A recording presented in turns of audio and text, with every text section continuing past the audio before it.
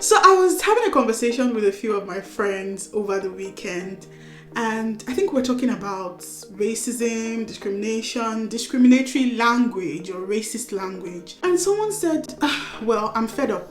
It seems like we cannot even express ourselves anymore without the fear of being tagged racist or discriminatory or offensive.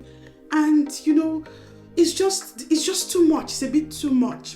Well, my reaction to that was perspective is everything, right? The world is encouraging us to be a bit more intentional, a bit more cautious about how we communicate and how we treat others. And that's not necessarily a bad thing, right? Or what do you think?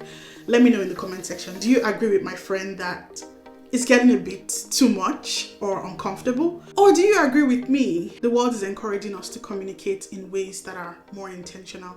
Please share your thoughts. If you're here for the first time, welcome. My name is Ola, your DEI bestie. And through Inclusive Earth, I help organizations and inclusive leaders get the very best out of their employees and ensure that their organizations are functioning at the highest levels of innovation, productivity, and inclusion, especially by driving a strong sense of belonging in the workplace. Today, I hope that at the end of this video, you would have some ideas, some fresh ideas to rethink some of the words and phrases that you often use in your daily communication at work and basically everywhere else. It's important in today's world for us to be a bit more conscious, a bit more mindful of how we communicate. That is the hallmark of inclusion. The first example I'm going to cite, a word that we often use in many situations that we can rethink. Something is out of place or something is weird and you just go, that's crazy. Crazy is a word that has been used to stigmatize some mental health issues, some mental health challenges, real life challenges that people go through. And the more we say that is crazy to describe circumstances that are out of place or seem weird, the more we encourage the use of that word to stigmatize people that have real mental health challenges. And it is this stigma that prevents people from getting the help they need, from speaking out about challenges and circumstances that they find themselves grappling with when it comes to mental health. An alternative to that could be, that is weird, or that is wild, right? That is unusual.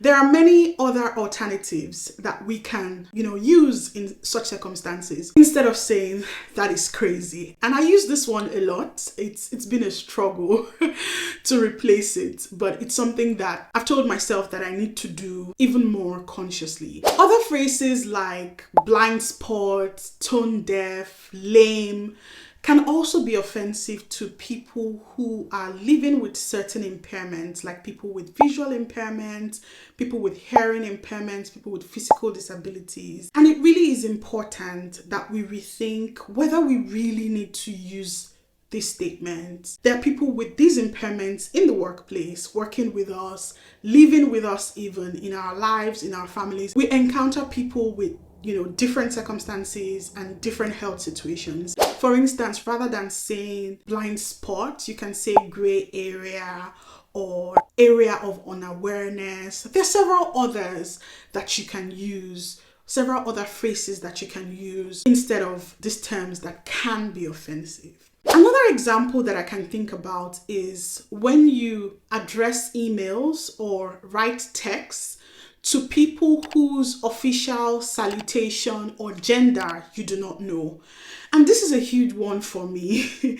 So usually people would write, their sir or ma, or some people will even just write their sir and leave it at that, right? It helps to use more neutral salutations. For instance, if you know the person's first name or last name or first and last name, you can say their XY or their XYZ. If you know their position, their formal position or their formal office, you can say their manager, their officer.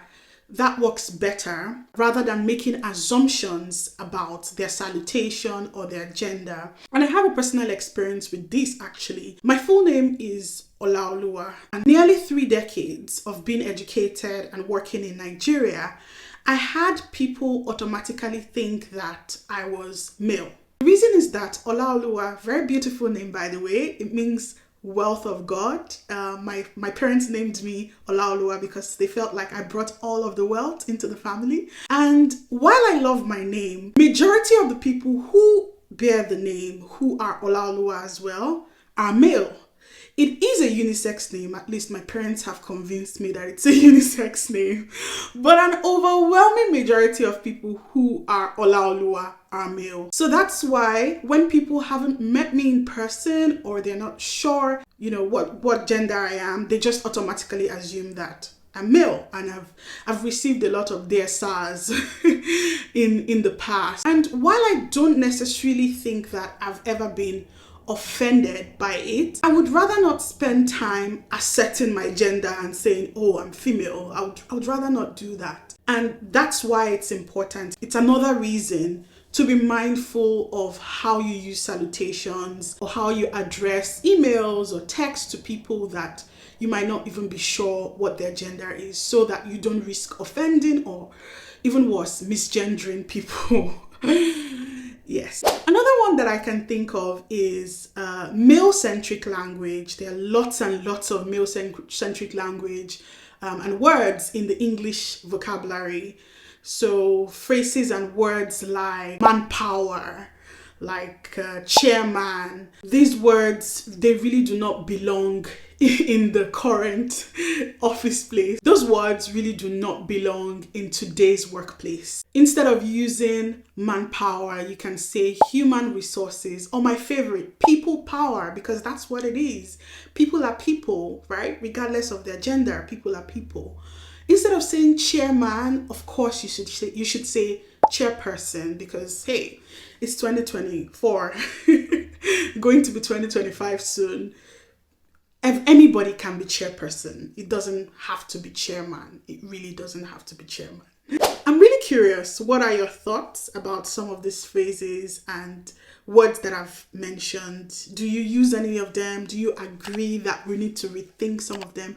It can be very lonely speaking to the camera and it always makes my day to get feedback, to get comments from you, and to just really know what you think about some of these issues. I really hope you've enjoyed this. Thank you very much. See you in the next one.